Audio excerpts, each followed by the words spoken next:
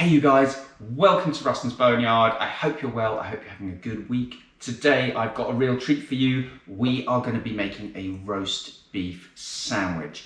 And it is not any roast beef sandwich. This roast beef sandwich is zero carb. It is a carnivore roast beef sandwich. Now, the first thing to point out is that the bread in this sandwich is not my recipe. It is the wonderful Maria Emmerich's protein-sparing modified fast bread that has been cropping up all over Instagram. Everyone's been making it. I didn't want to feel left out, so I've been making it too. I don't want you to feel left out, so I'm going to show you how to make it. Now, does it taste like bread? No, it doesn't. It tastes like what it is, which is egg whites. But we can change the kind of character of those egg whites to make them have a light, fluffy center and a crust. And this is what's so clever about Maria's recipe. She's ingeniously managed to do this.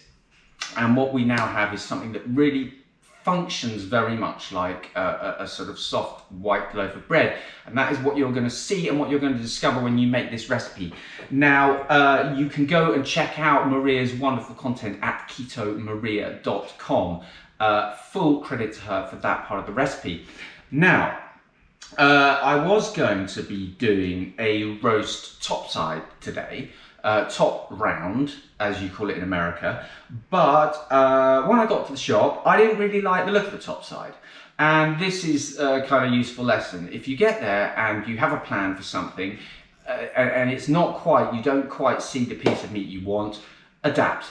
Okay, choose something else. It's much better to get a nice piece of meat than necessarily what you had in mind when you planned your recipe. Now, this is a piece of what you in America call top sirloin. We call it rump, but you can substitute everything I do here with this top sirloin rump. You could substitute top side, top round, as you call it in America. So we can afford to season this pretty generously. Let's just get it up on edge here, get plenty of salt. I'm just using a Celtic sea salt. Every little bit of salt you add is increasing the flavor. It's opening your taste buds and acting basically as a flavor enhancer. So obviously you want to add as much as you can without it getting too much. Now what I'm going to do is I'm going to put this piece of meat straight into this cold skillet, fat side down. Let's just pop that on the heat. We'll let the cast iron start to heat up and the fat start to heat up and render out of here. While this is starting to sear, I'm going to turn my oven on to around 140 to 150 degrees centigrade, which is about 275, 300 degrees Fahrenheit. We want to be careful not to burn it. We want to keep just rendering some fat out of there. Turn it down a little bit until we get to a point where it's rendered enough fat for us to turn it over. There we go. It's going to take a good few minutes and we need to be a little bit patient with it. I'm just going to do this edge here. Now we can see we've got some colour developing here, but it's not the kind of crust that I really want to see for this. So we're going to keep going. We're going to keep going round it. Yeah, we're starting to get some really good colour on this now. Look, let's transfer this across to our roasting tray. Pour these fats from the skillet over the top.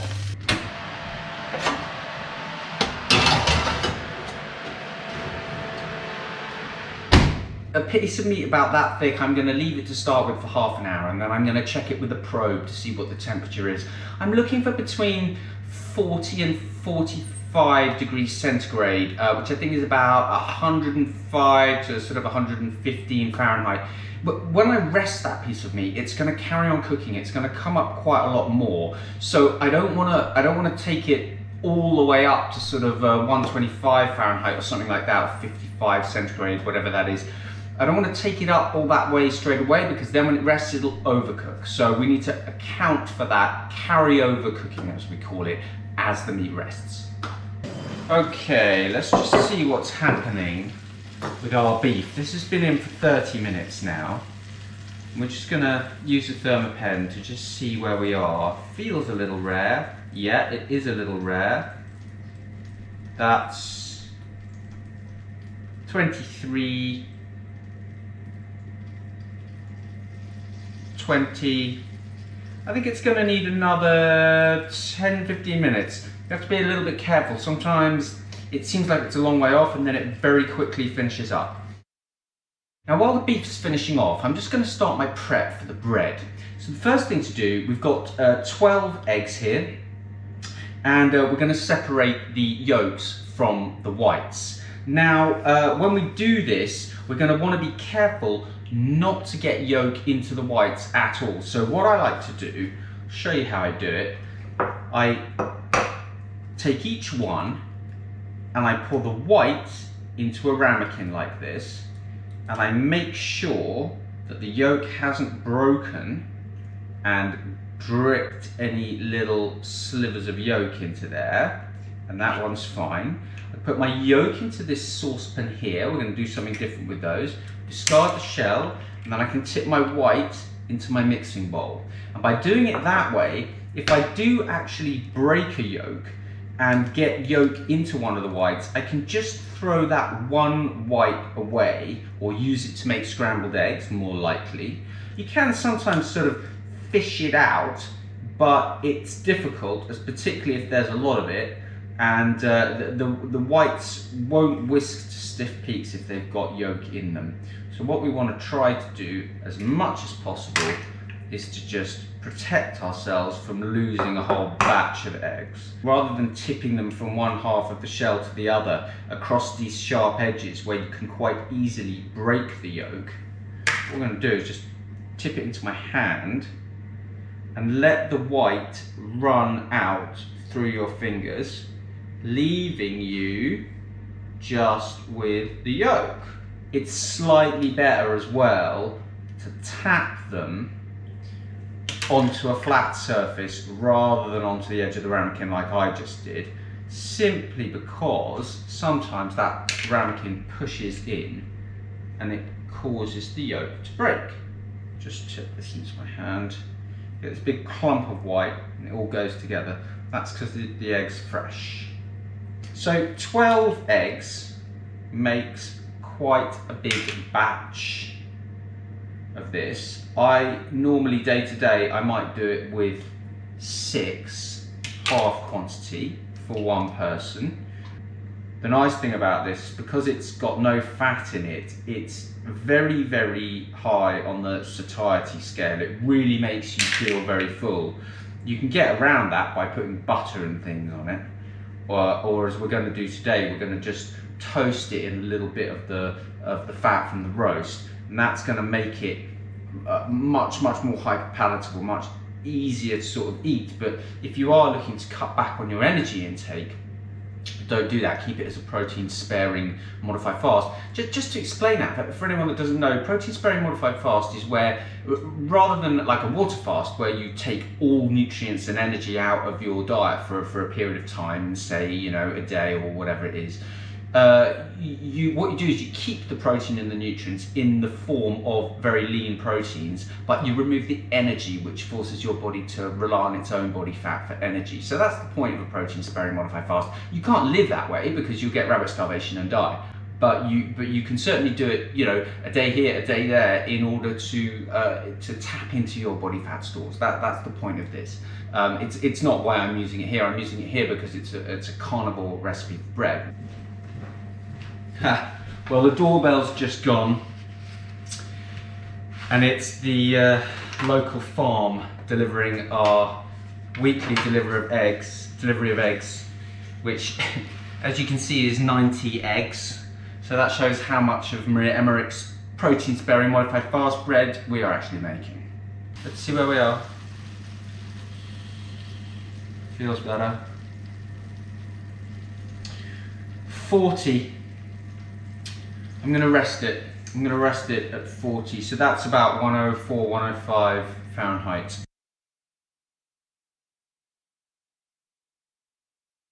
Lowest heat, and I'm going to just continually move this around. In order to control the heat, rather than fiddling around with the burner, I'm just going to lift it like this. I'm just going to physically take it on and off the heat. So I'm feeling with the spatula for any egg that's sticking to the surface of the saucepan. That tells me that it's getting hot, that it's starting to cook, rather than to just kind of reduce. The moment you get too impatient and you start turning the heat up, that's when you're going to wind up with scrambled egg yolks. So I'm scraping it down off the sides where it's splashing up and off the base, and I'm just being completely unrelenting. I'm not letting it sit still at any point. I can feel it starting to thicken a little bit, and we just have to be careful how far we take this. I can see a little bit just starting to stick in one corner there, so I'm going to take it up off the heat and I'm going to stir it like mad, keep just reducing it down. So what I'm seeing now is some steam starting to rise off, and that's good, because what that shows me is that water is evaporating away. What you don't want is to leave it sitting on the heat and then scrape your spatula over the bottom and come away with a big chunk of cooked egg. That's what we're trying to avoid here. We're just keeping it moving, not letting it stay on the pan anywhere. I love these silicone spatulas for this. They're absolutely brilliant because they make really good sort of wide contact with the pan. They're really good for just keeping the egg off the pan as much as possible.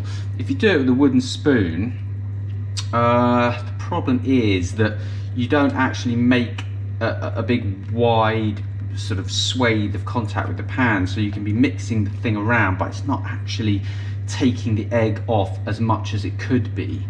Now it's thickening. I need to be careful. I can see that it's thickening. I can hear that it's thickening. I can feel in the feedback that I'm getting from my spatula that it's thickening. And as you can probably see, I'm keeping it really pretty well away from this heat now. If you're on electric, you may need to sort of put it down and pick it up just to keep a bit of heat into the pan. Okay, I'm going to turn the heat off. I'm going to keep moving it because the pan's still hot. If I just put it down right now, if I just put that down on the side, it's going to cook. So I'm going to move it continually, keep going, keep going, keep going.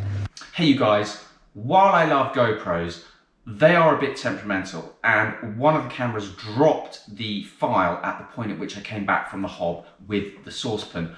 What you want to do is to keep stirring, stirring, stirring all the time that the egg is still in the saucepan. The base will be hot, it's still capable of overcooking the egg. So keep stirring with your spatula and just pour it straight out into a bowl, like a small mixing bowl, a desserts bowl, something like that. Just pour it out. At that point you can stop stirring it and you can go on from there.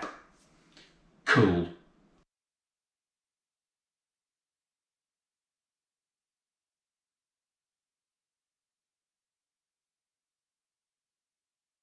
It's basically beef sort of extract from the tray of the roast. I'm going to pour that in on top of here, and it's going to be salty and it's going to have this very sort of beefy kind of character to it. And then I'm going to add a little bit of this anchovy paste, and these are the sort of umami flavors that give these sauces some kind of depth. Half a teaspoon, something like that. Be a little careful with the anchovy paste. You just want it to add this kind of saltiness. You don't really want it to taste of anchovy. It's going to get this deep, savory, salty sort of intensity. You can use a tiny bit of more salt. I'm just going to add some plain salt.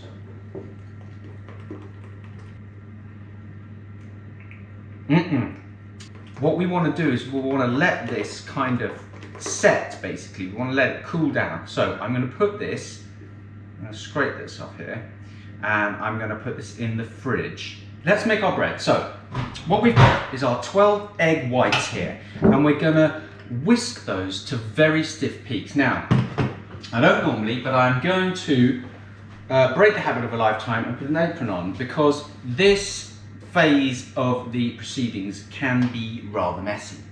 So Let's whisk these to stiff peaks first of all.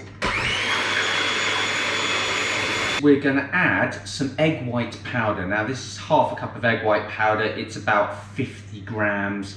Now I'm also going to season this with some salt. I'm going to go crazy, just like that maybe. Fold it through a couple of times, scrape it down off the edges where it's going to be hard to get with the whisk, and then let's whisk it again. What you want to avoid is any big clumps of powder. What you notice when you put these powdered whites in is that the whole mixture gets thicker, you know, it dries up a bit with the powder.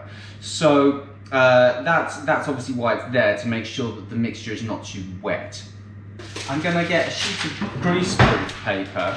I've got this little loaf tin. You can use a metal one. I just use these silicone ones normally because they're convenient. But what I'm going to do is I'm just going to fold this to fit sideways. Now the reason we're using this is because this quantity is going to spill up over the side, and I'm going to pile it up to create a big sort of loaf structure. And so this is just going to hold the edges of it. What I'm going to do is just start sort of folding it into there. I normally pack it down a little bit at the bottom, but then after that I'm letting it sort of just be quite open and pile it up in a big, impressive looking mountain into that 180-degree oven for about 30 minutes. Okay, here we go. Look at this. Look at it. Like a giant, towering bread of wonder. And it does have, as we were saying earlier, this proper kind of crust to it. Now what I'm going to do is I'm just going to cut a couple of slices. Keep these bits aside and cut a couple of thick slices like this. We're going to pop these into a hot pan with some of our tallow from the roast. Now what I've done is I've just let that roast finish resting on the roasting rack over the saucepan, over the frying pan. And what's happened is some of the little juices that have leaked out of there have pooled in here, and this is why we rest meat on a rack, because it stops it sitting in a pool of whatever is going to leak out. So what we'll do is we'll put this on the heat and we'll add some tallow, and we're just going to kind of toast stroke fry our little bits of this wonderful bread that we've made.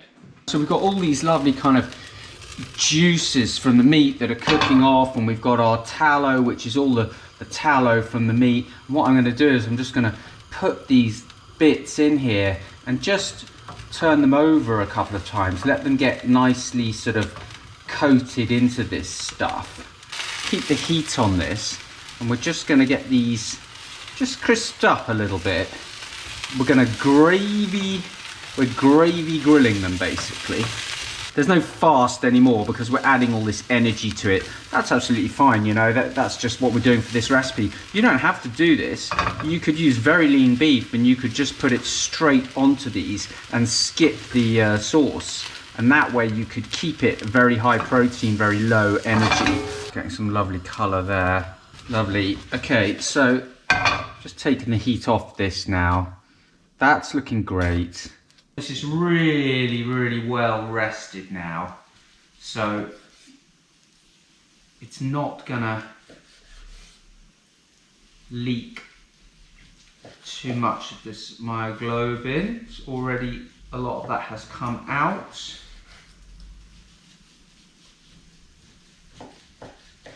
Got lovely slices of rare roast beef.